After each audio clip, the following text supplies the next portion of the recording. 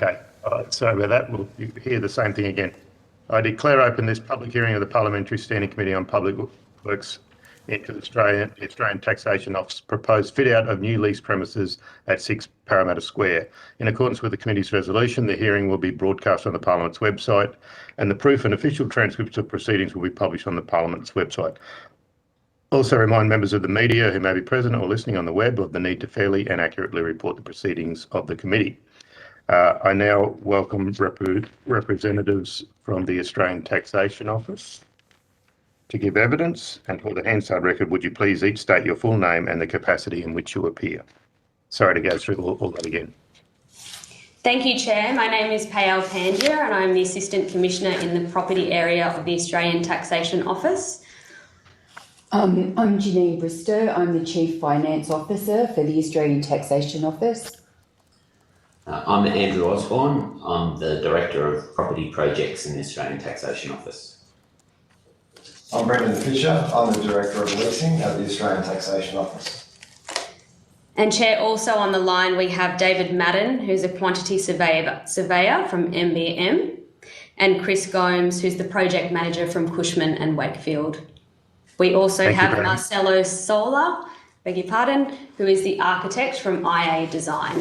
Thank you. Thank you. And although the committee does not require you to give evidence under oath, I should advise you that these hearings are formal proceedings of the Parliament.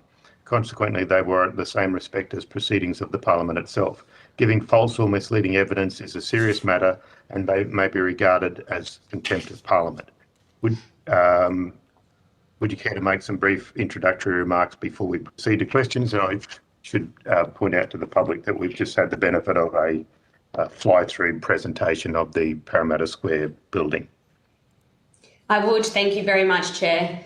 As I've mentioned, my name is Payal Pandya and I'm the Assistant Commissioner in the Property Area of the Australian Taxation Office. Before proceeding, and in the spirit of reconciliation, I would like to respectfully acknowledge the traditional owners and custodians of country throughout Australia and their continuing connection to land, waters and community. I would also like to pay my respect to them and their cultures and elders past, present and emerging. It's a pleasure to assist the committee with its inquiry into the proposal for a fit-out of new ATO premises at 6 Parramatta Square in Parramatta, which I'll refer to as the project for convenience from this point on. I thank the committee very much for your time today and recognise the important role that this committee plays in the review and transparency of public works. As the principal revenue collection agency of the Australian Government, the ATO's purpose is to contribute to the economic and social well-being of Australians by fostering willing participation in our tax and superannuation systems. The ATO's 2022-23 corporate plan prioritises enabling a high-performing workforce, including through continuing to embed new ways of working and making more effective use of our workplaces. To best support this vision and key priorities, the ATO's property strategy seeks to deliver high-quality, safe and flexible accommodation that supports our staff to thrive and succeed and reflects the changing ways of working. The strategy also incorporates continuous improvements on how we use accommodation, delivering effective and value for money outcomes. The ATO's location plan recognises the long-term business need to maintain our 47-year-long presence in Parramatta, providing continuity for current workforces and the ability to attract a high-quality and appropriately skilled workforce located in Western Sydney. The project aligns with these strategies. So following a robust and competitive lease procurement process which commenced in June of 2020, the Special Minister of State endorsed the lease for 6 Parramatta Square on 11 March 2022. As you heard in our architect's presentation, Parramatta Square is a newly constructed building that forms part of a business and retail precinct development adjacent to the Parramatta Railway Station. I would note that the ASU has written a submission into this committee to express some concerns in relation to the reduction in net lettable area, or NLA. To help clarify any confusion that was raised in that submission, I can confirm that the ATO does follow government guidelines to target a fit-out density of 12 metres squared in order to meet the government's requirements of an occupational density of 14 metres squared. The proposed density and desk sizes for Parramatta are consistent with all new ATO fit-outs over the past several years. Through reducing the fit-out density and aligning space requirements with anticipated staff levels, the Parramatta lease outcome has delivered a reduction in NLA compared with the ATO's current Parramatta premises and savings for the Commonwealth. The ATO's investment into accommodation solutions that are fit for purpose reflects the organisation's commitment to invest in our people. Engagement and consultation with staff and with their representatives are always a key component of ATO accommodation changes. In late 2021, prior to the staff announcement of the new Parramatta Square site in March of 2022, a Parramatta site working group was formed to capture business requirements for a proposed fit-out design. The site working group includes representatives from across each of the business areas with a presence in the current Parramatta site. Those business representatives who are nominated by senior executive leaders play a significant role in working closely with the design team and with staff in their respective business areas to ensure that requirements and feedback are captured in the proposed design. The design team, which are comprised of internal and external subject matter experts across property and information technology, commenced regular engagement with the site working group from February 2022 to develop the current proposed design, which has then provided the basis for broader consultation with staff in the Parramatta site.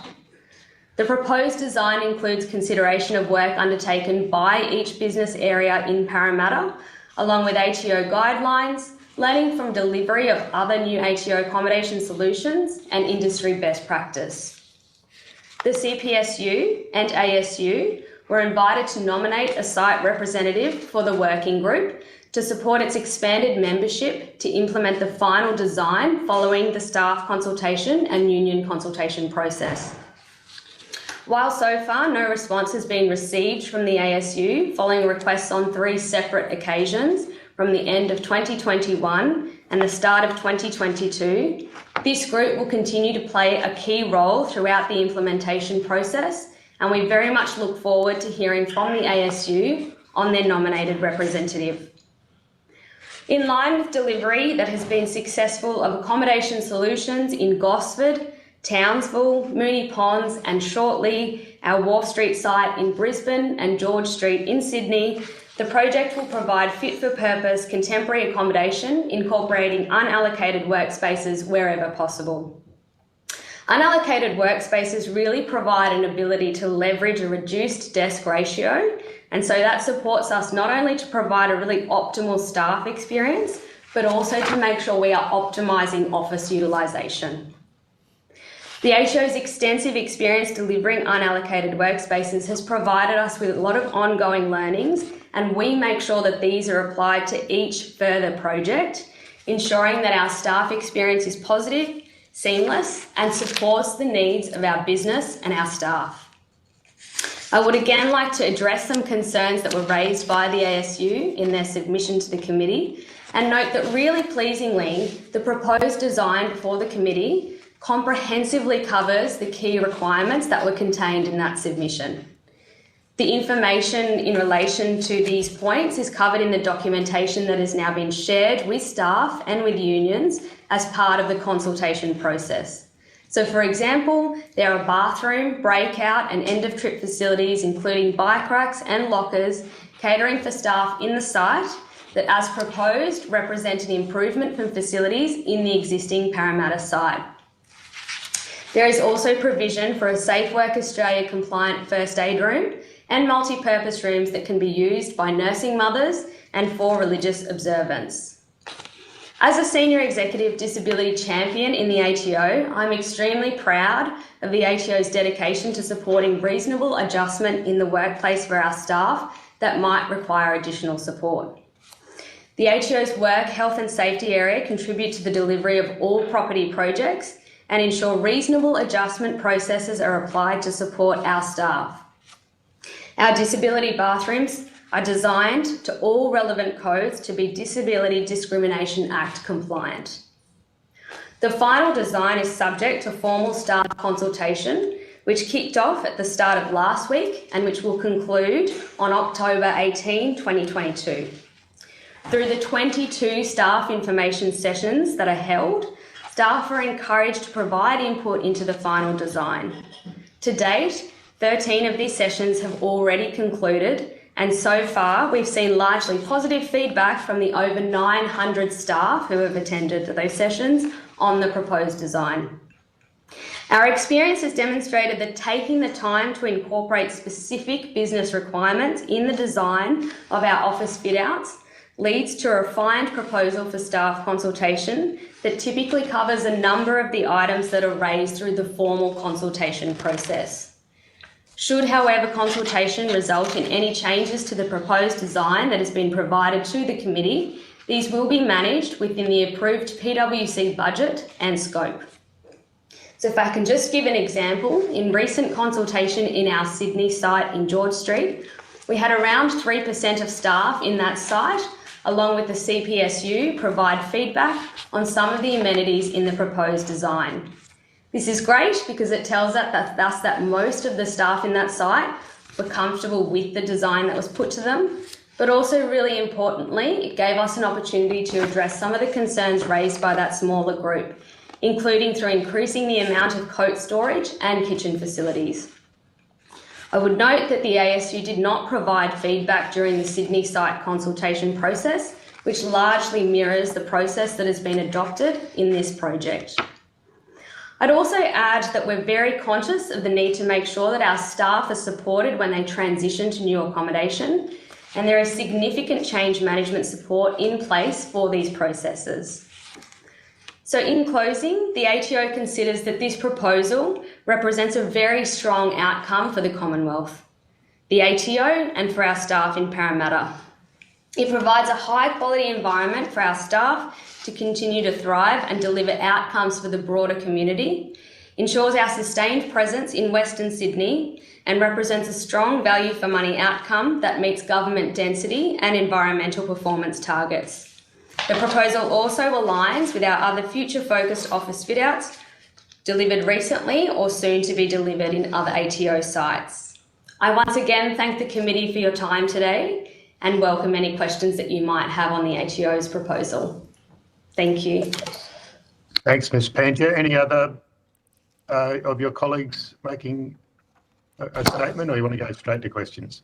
No, thank you, Chair. Very comfortable to go with the committee's questions. Thank you very much to all for the presentation. I've got a few questions, and then I think the Deputy Chair, we haven't done one of these remotely, so it might be a little organic, but we'll get there.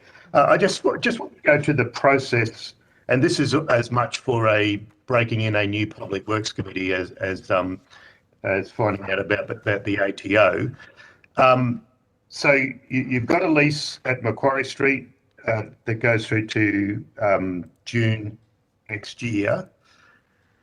You started this process. Minister signs off in June 2020 to kick off the process.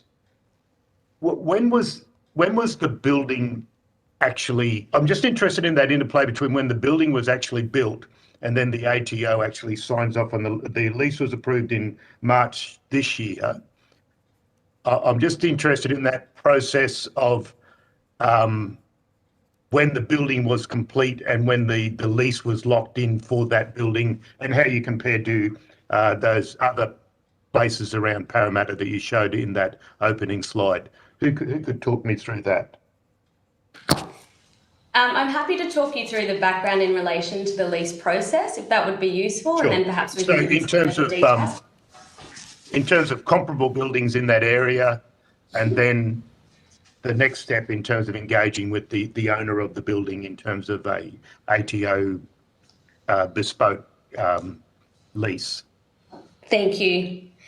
So typically when the ATO's lease is approaching the end of life, the ATO is required to engage with the strategic property advisor, who are currently Deloitte, and with the Department of Finance to determine the most effective approach to resolving the end of lease. So there's a range of things that could occur, for example, take up of options, other factors that might be considered. In this case, the recommendation that was accepted by the ATO was that the ATO should run an open market process.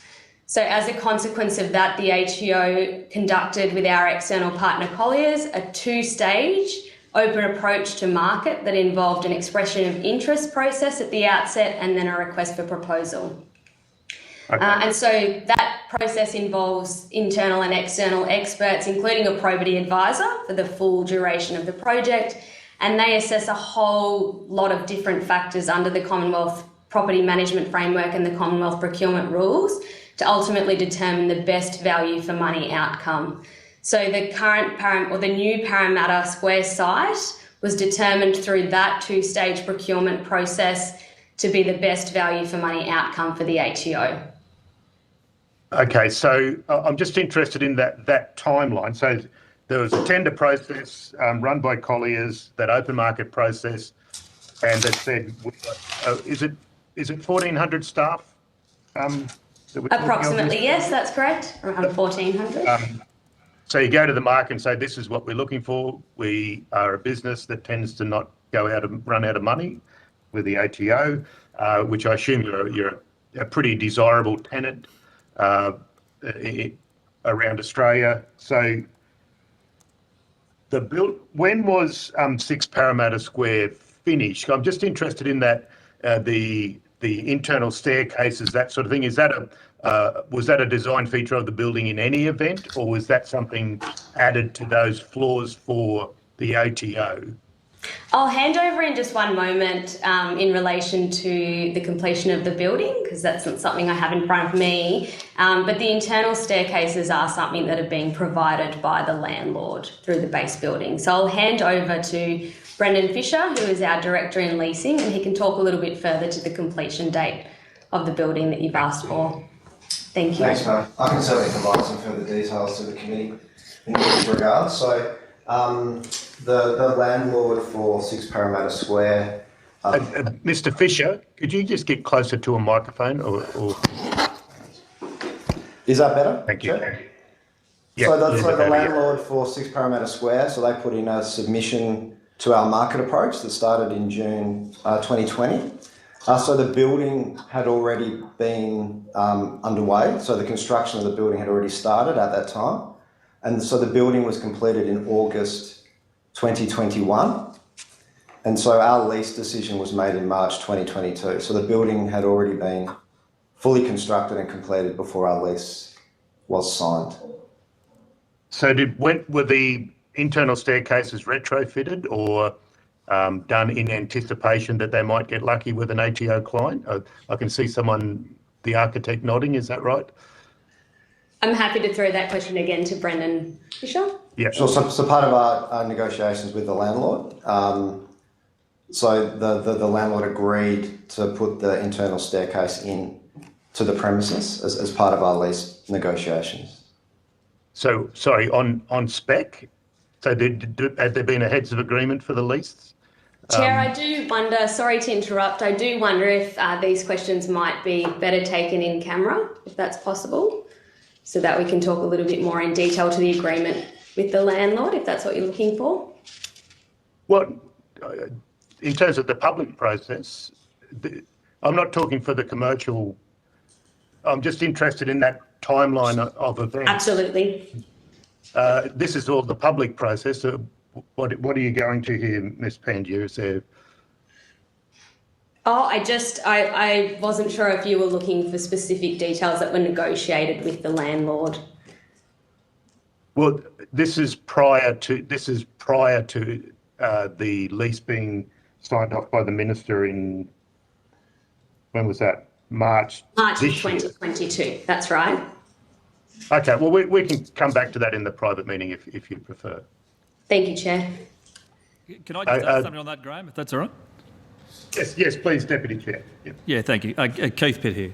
So just so I've got this clear in my head, you commenced this process in June 2020? That's correct. Thank you, Deputy Chair. And it was finalised in March of 2022 and it was a two-stage process. Correct. That's so, right. So it took roughly 2 years. That's correct. Okay. Are we able to move on to some other questions, Graham, about the building? Is that all right? Yeah, I'm happy to go. And is Tracy there with you? Yes, I certainly am. Yep. Yeah. Thank you. So we'll just have to be a little bit relaxed. If you've got a question, Tracy, just speak up. So Yeah. I've just got a couple around utilisation and things like that. Can you tell me... Sorry, Deputy Chair, I'll just finish my Yes, of course. final question and go to you. And it's just in terms of, so I see that there's dedicated ATO lifts, lift shafts that go from the top of the building to the bottom of the building, is that right? Or do they tap out at the ATO floor? I'll throw to Brendan Fisher again on this specific question. Thank you, Chair. Thanks, Pat. I can certainly provide some further information.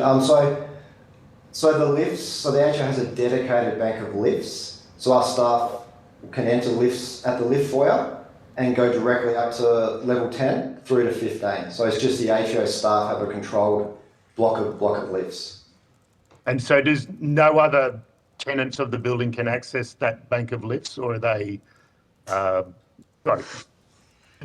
can other people access those lifts and use them as well?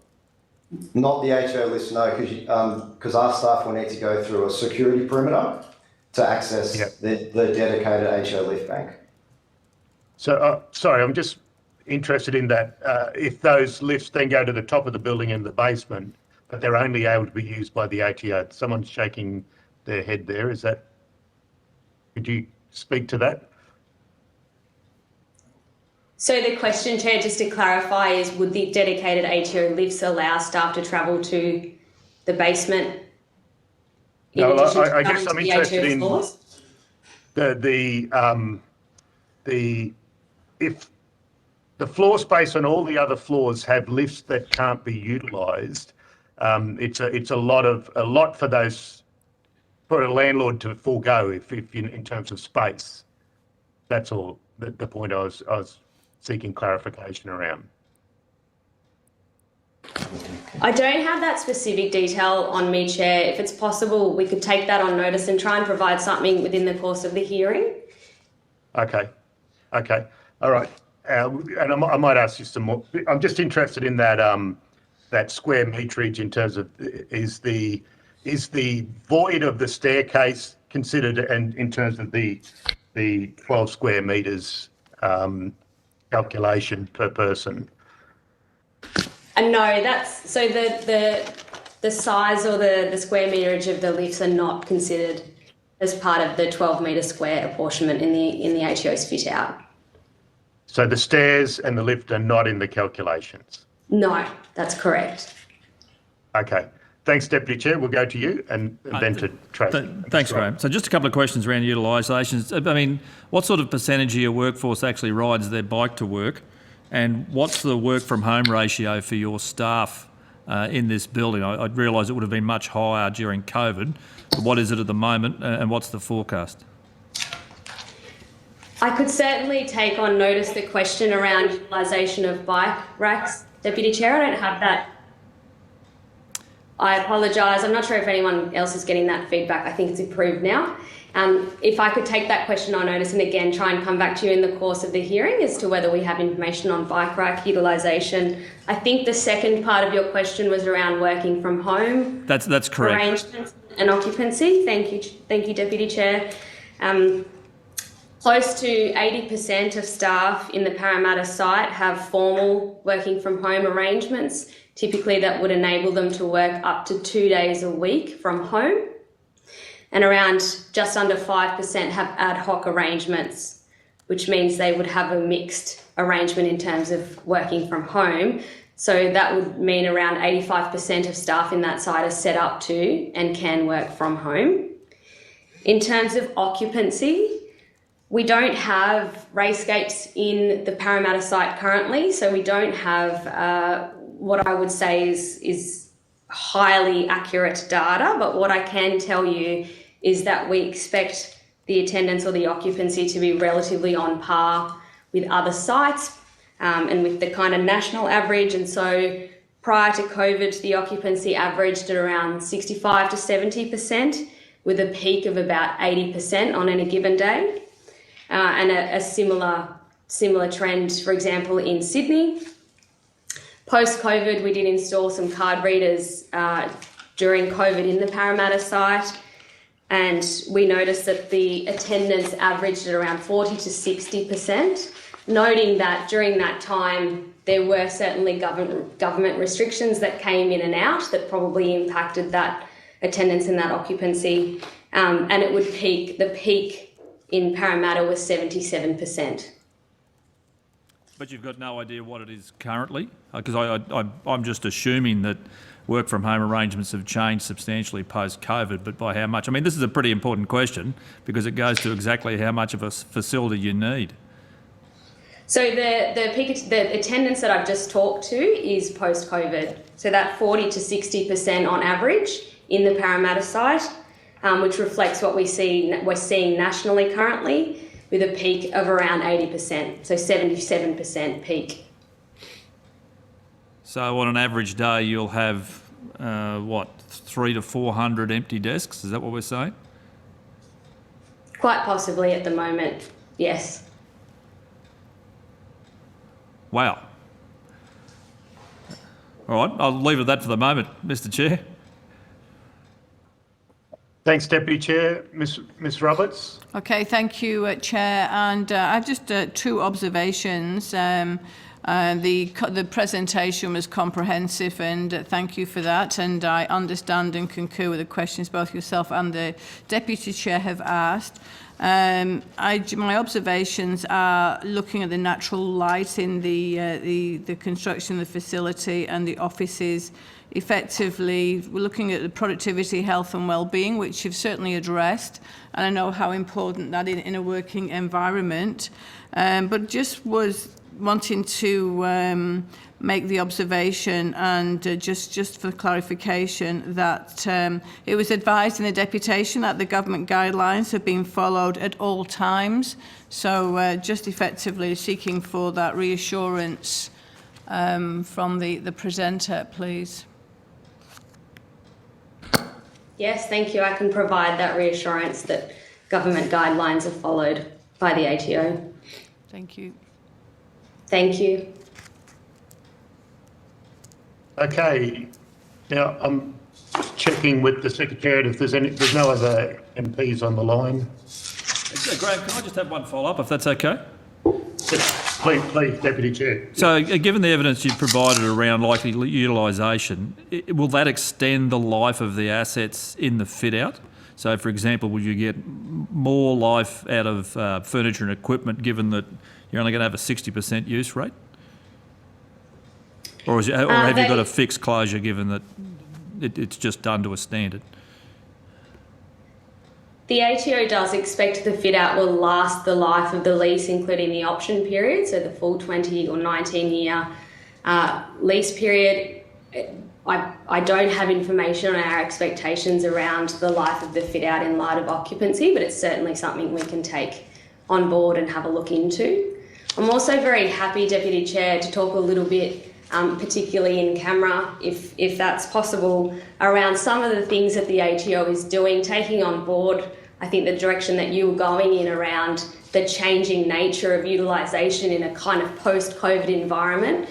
Talk to some of the things that the ATO is doing very proactively to position the organisation to be able to manage flux in our accommodation requirement into the future, particularly after we have some more kind of longitudinal data that tells us what occupancy looks like. So the first step is obviously around increased utilisation of unallocated workspaces, because as I've talked to, they not only optimise the work experience for our staff, but they allow us to leverage a reduced desk ratio to support growth, which means the ATO doesn't have to go out and procure additional lease space to support a growth in our workforce, whether that's a growth in an ongoing workforce or, for example, a surge in contingent workers. So during tax time where we see an increase in casual workers, the ATO doesn't have to go out and get more leased space. The ATO is also exceptionally good in terms of being able to work with whole... Sorry, Miss Pandya, if I could just interrupt. Could you just give us a brief idea of what that surge is like? Because, I mean, it's every year. What is it, a 10% increase of 20%, 30%? Give us a bit of an idea of what the graph looks like of that the post 30 June surge.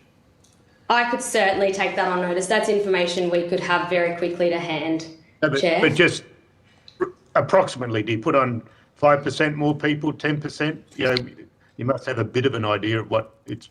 People have been paying tax for a while in this country, I think.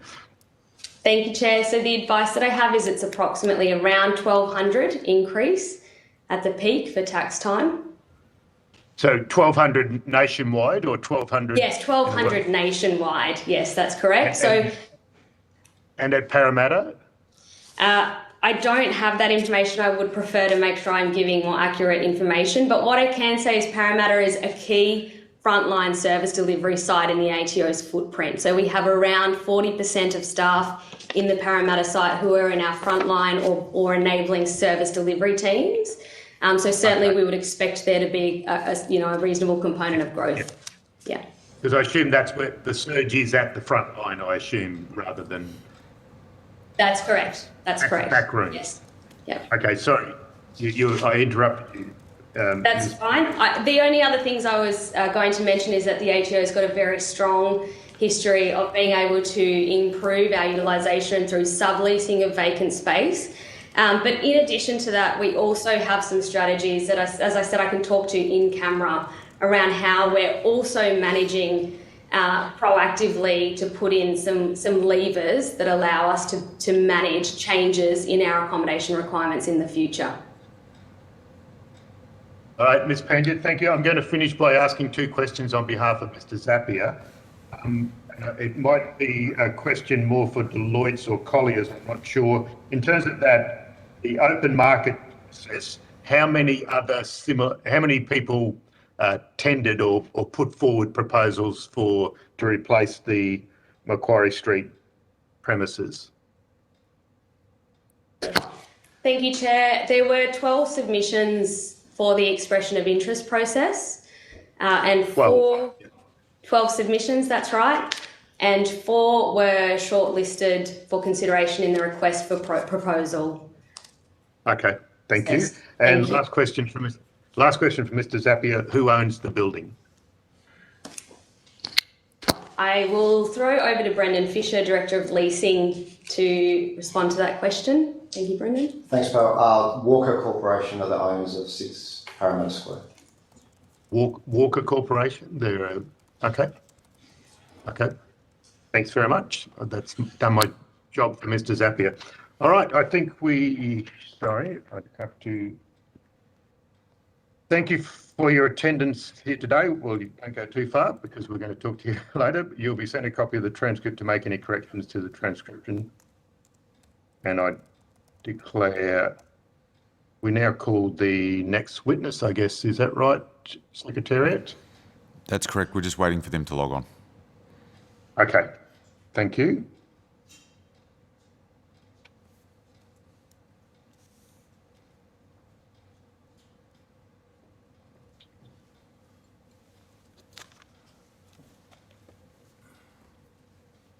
So it's the ASU, then back to the ATO.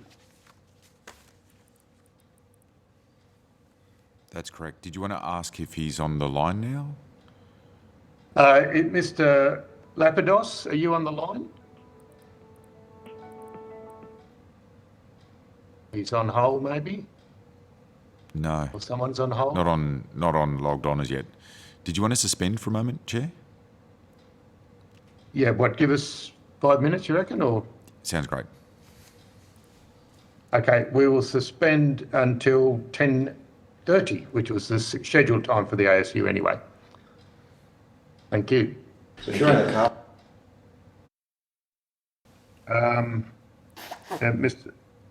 Labrados, I'll just give you this information. The hearing will be broadcast on the Parliament's website, and the proof and official transcripts of proceedings will be published on the Parliament's website. And although the committee does not require you to give evidence under oath, I should advise you that these hearings are formal proceedings of the Parliament. Consequently, they will have the same respect as proceedings of the Parliament itself. Giving false or misleading evidence is a serious matter and may be regarded as contempt of Parliament. Would you like to make some introductory remarks before we proceed to questions? And we did receive your submission. And so there were two. There was the original submission and a supplementary submission. Sorry, Mr. Labros, could you just introduce yourself? For the Hansard record, you please state your full name and the capacity in which you appear. Sorry about that. Jeffrey Lapidos, Jeffrey Lapidos. I'm the branch secretary of the Australian Services Union Taxation Officers Branch. Thanks, Mr. Lapidos. We go to your evidence. Thank you. So the thrust of our evidence is that the ATO's consultation process with the staff and the ASU is inadequate. We tried to explain in our submissions the way, in practical terms, how it was inadequate, because there are questions raised by its proposals which weren't addressed in the documentation provided to our union. The tax office has an obligation under our enterprise agreement. When I say our enterprise agreement, the ATO Enterprise Agreement 2017, to consult with our union in relation to new fit outs or changes in fit outs. And despite what Ms. Pandya said, the obligation is to consult with the union. Mr. Lapidos, I just want to take you to the core of what the Public Works Committee does, which is actually more to the building rather than the consultation process. I would put it to you that consultation process is a matter between you and the ATO, not something that the Public Works should be concerned of. But we're happy to go to any deficiencies in the building that has resulted from that lack of consultation. Well, if you don't mind going to that. I'm happy to go straight to that, because that is what our submissions tried to identify, what we saw as deficiencies.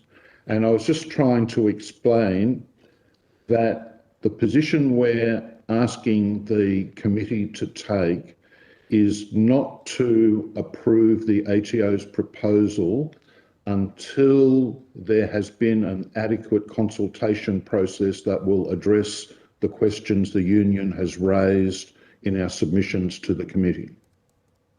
Well, can you take us to the design features then that have that you think could be addressed through consultation, which is not our domain, shall I say, but if you take us to the design features that you think are problematic for a government building. Yes. So your submission, your letter does refer to them, the lunch and breakout facilities, toilet facilities. Just could you give us the shorthand version of those, Mr. Lapidos? Thank you, Chair.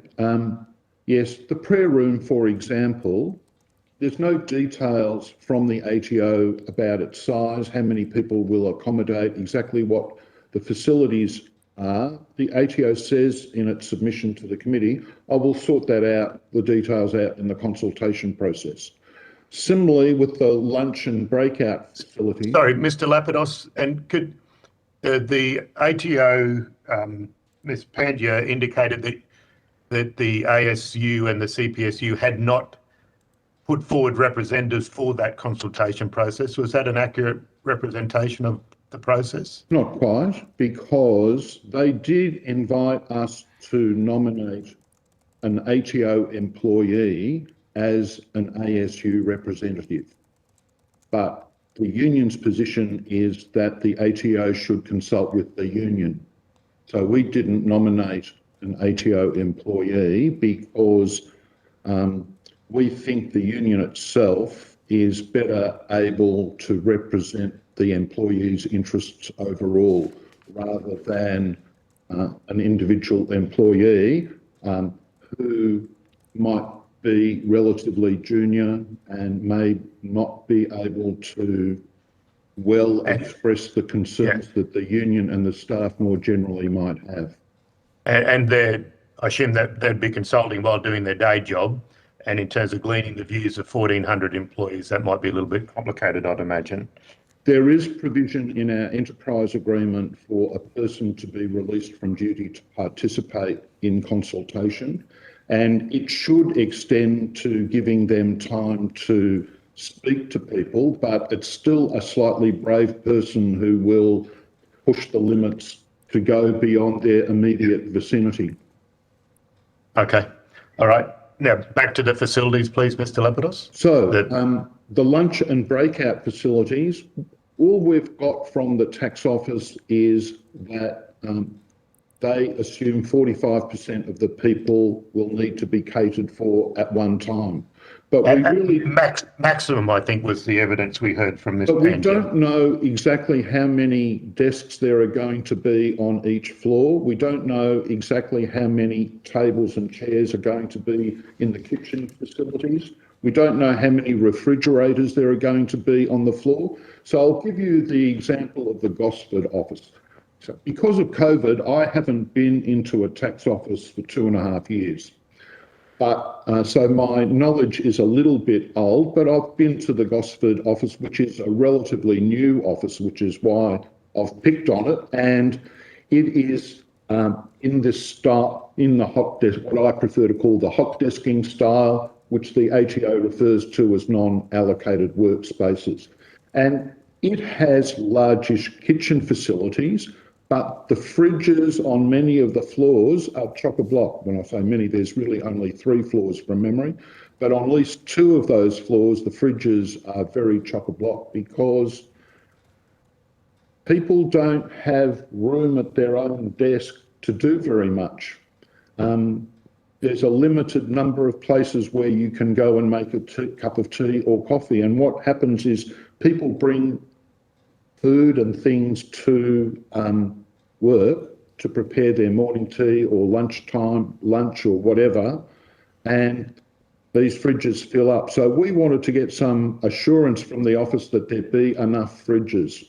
And similarly with microwaves, toaster ovens, they've come up with an incredibly detailed estimate of the cost of the fit out, which I assume includes the cost of fridges and those sort of things, but they've given us no details whatsoever. And we'd like to know exactly what sort of tables are they intending to put in there? What sort of chairs are they going to put in there? They need a variety of types generally because some people want to sit in groups, some people might want to sit alone. So they're the issues we have with the lunch and breakout facilities. They're important things. The toilet facilities, again, we don't have figures on the number of cubicles for men and women and urinals, and we raised the issue of the squat toilets. And the ATO's response said, oh, well, no one's come to us for a squat toilet and said we should provide one. Well, when were they able to do that? The ATO went out recently to staff and said, this is what we're doing. But if you're in a group of people, so what would have been happening is there were a number of meetings at Parramatta done by a number of managers. So someone's going to put up their hand and say, oh, look, I prefer to use a squat toilet, or I think the ATO calls it a natural position toilet, in front of all their friends and colleagues and say, I don't actually like using the Western style toilet. Well, no wonder no one's put their hand up. There is at least one squat toilet in the Box Hill office, and which somehow, for some reason, attracted opprobrium from quality newspapers like the Herald Sun. But I don't know why the office wouldn't have expected it would be needed in an office like Parramatta. I don't understand why Walker Corporation wouldn't have expected it would be needed in a location like Parramatta. I know from simply travelling in the area, Walker's been planning this development, which is a very, very large development, much bigger than just the tax office building. Surely they understand the multicultural nature of Parramatta and that bathroom facilities need to make provision for the breadth of nature, the breadth of the multicultural backgrounds of the people living there. Oh. All right. Thank you, Mr. Labados. I know the Deputy Chair has a question. Thanks, Mr. Labados. A couple of questions. I mean, we've just got evidence from the tax office that some 40% of their workforce is working from home on any one day. I've got actual questions about why the facility is as big as it is. If it's only going to have that sort of utilisation rate and the taxpayer has to fund it. Secondly, I mean, there's a reason that Australian standards and building standards exist, and I'll make an assumption here, and that is that the landlord would require anything that's put in by the tenant to meet those standards, a pretty standard sort of clause. I mean, the concept that you can just go and arbitrarily decide that you want the design to be different, I don't think is A, viable, and B, tenable, and C, able to be done, because they'd be in breach. I mean, I hear your questions about consultation, but as the Chair said, it's not the role of this committee to determine whether consultation has been adequate. It's about whether there's been sufficient work done, whether the standard meets the design, and whether, of course, it's value for money for the taxpayer. So they're the primary questions. So thank you, Deputy Chair. In terms of the number of staff, I think the numbers I last saw were about 1,440 at the Parramatta office. That's ongoing employees. I've got some staffing numbers for Parramatta from last year. I haven't seen the numbers yet that would affect tax time, but tax time numbers for Parramatta last year were approximately 192 casuals and 61 non-ongoing staff. And so there's 250 additional people for you straight off. Now, whether I can't say for sure that those numbers are replicated. Excuse me, Mr. Lapados. Broadcasting, are you able to mute that B6 1020? I think that's where the bad background noise is coming. Secretariat, is that? It seems to be cutting in and out while I'm looking at the screen. No. Sorry, Mr. Lapados. Sorry, Chair, I don't think they... Okay. All right, no worries. So the 1,440 that the tax office has spoken to are effectively permanent employees, and they do use, particularly at tax time, but all through the year, they do use non-ongoing and casual employees. So during tax time last year, it would be around this time, there are about 250 of those.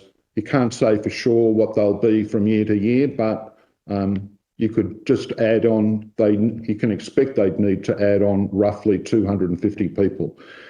In addition, as Ms. Pandya said, the role the tax office undertakes changes from year to year, and there have been years in the past where they've needed more staff for one reason or another, and they've had to lease another building or sublease part of a building.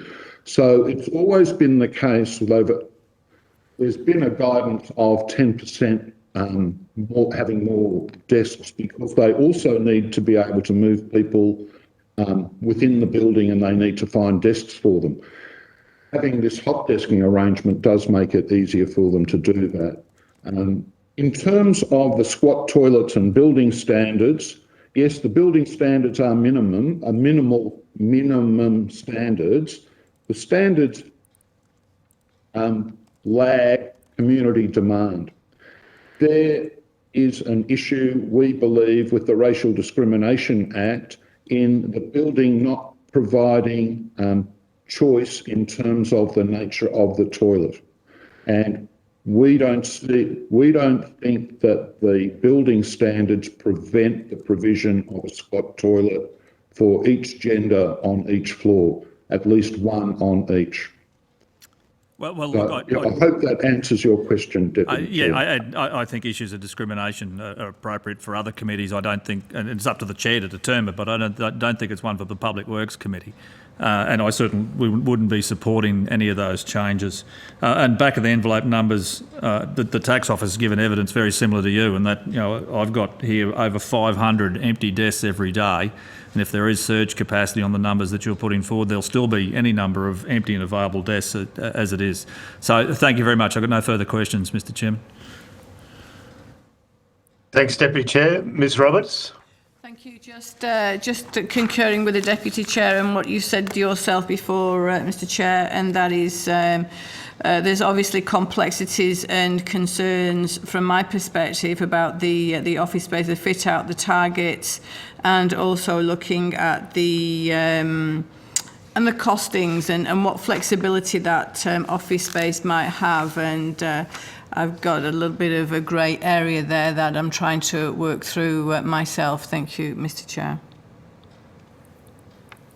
Thanks, Mr Roberts. Mr Lapidos, I might just take you to your letter in terms of the disability bathrooms and in terms of being here in 2022. And your evidence goes to the ATO recently altering a disabled bathroom door at its Parramatta office to meet the needs of a disabled employee. And just I've just got an interest in those universal access, those design principles. And as you say in your letter, it's better done at the building stage rather than trying to retrofit. Would you like to talk about that generally or specifically? So, because I'm very aware that it's best to have universal access principles where possible. So we've got a member at Parramatta who has got, I'm just trying to remember the name of the condition, but it's something which is a degenerative disease, which is had from birth.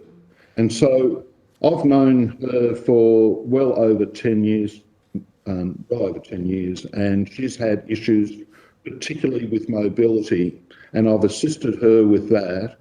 And what's happened is, would have been towards the end of last year when the office was trying to get people to come back after the lockdowns.